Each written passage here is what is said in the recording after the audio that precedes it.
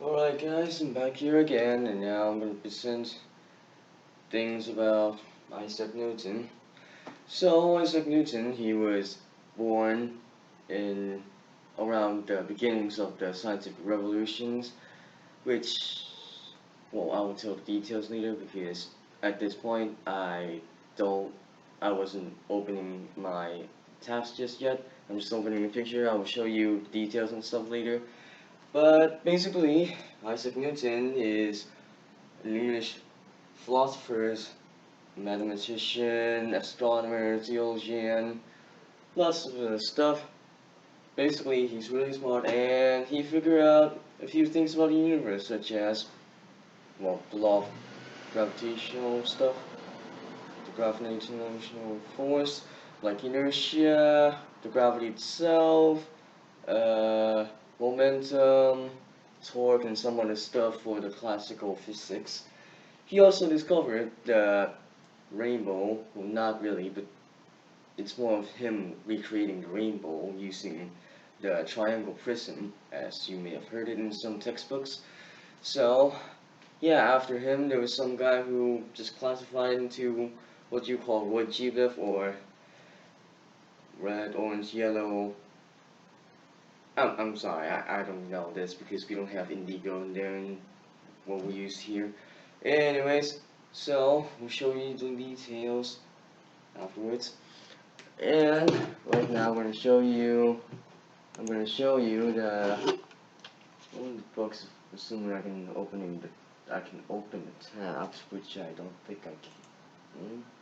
Okay, so he created a book which is called Philosophy, Naturalis Principia Mathematica, which I probably just butchered the whole spelling and it's probably bad and terrible. But basically, he just put all his findings in this book. And yeah, that's it for this part. Time for the second part with actual good stuff with good webcam. Alright guys, I'm back in my own room finally with some better audio. I checked the recordings, I still sound terrible, but that's because I don't actually know what I sound like and I probably have problems with my ears. And since for whatever reason the whole recording thing just decided not to work properly, and this is the sixth time I actually recorded, well, wait, is it the sixth or seventh time? I don't actually remember. All I know is that I'm recording this section over and over and I'm too bored of it now. And Isaac Newton was born in Lincolnshire, England in January the 4th, 1643, and he died in March 31 or 31st, 1727, London. This info is actually from the Britannica website because I don't actually remember everything, and the only thing I remember of is him publishing the Principia of the whole physics things and all he has for his findings. So according to the website, aside from being a physicist and mathematician, well, he also worked on optics, which, as you might have heard of, now that I've seen it again, I actually understand what they meant, which is him working on the triangular prism with, the classic, oh, light coming through, bounce off, now it's all rainbow. Yeah, he was actually the first guy who decided to do that, but I'm not sure he actually is the first guy because some of the records aren't that clear. And apparently, according to the website, he was actually born into a woman who's actually a widow, which is kind of bad because back then the dad's supposed to be the one helping, even now.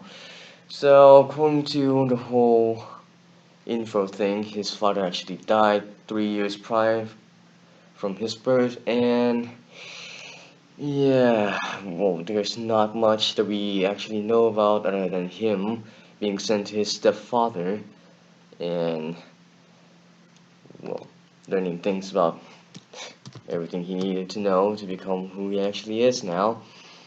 And, well, he learned many things about physics. Well, originally, he may or may not have, depending on the source that you actually find, work on alchemy beforehand, and he created some equations, as well as, you know, the classic, oh, the apple fall down from a tree, I wonder how it's like. And yeah, the whole section just leads him to discovering things about gravity and inertia, and like I said earlier from the previous section, just basics of gravity.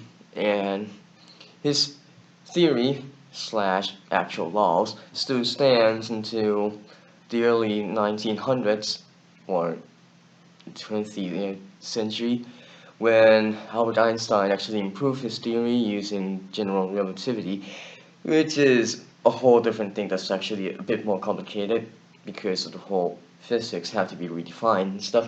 So basically, according to Isaac Newton, well, everything has force that attract to each other.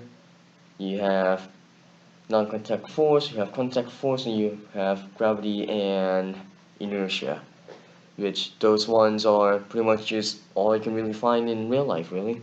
I mean, if I throw one object up in the sky, that one is contact force because I throw it, but then the object comes down because of gravity, which is a non-contact force.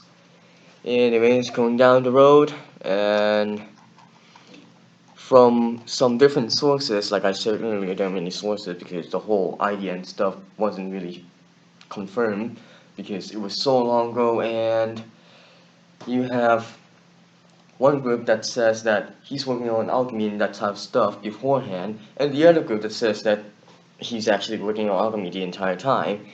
And there's some other groups that says that he worked on alchemy after he had some breakdowns, as suggested by the bio.com or the YouTube channel Biography, which has much better details on the whole video itself.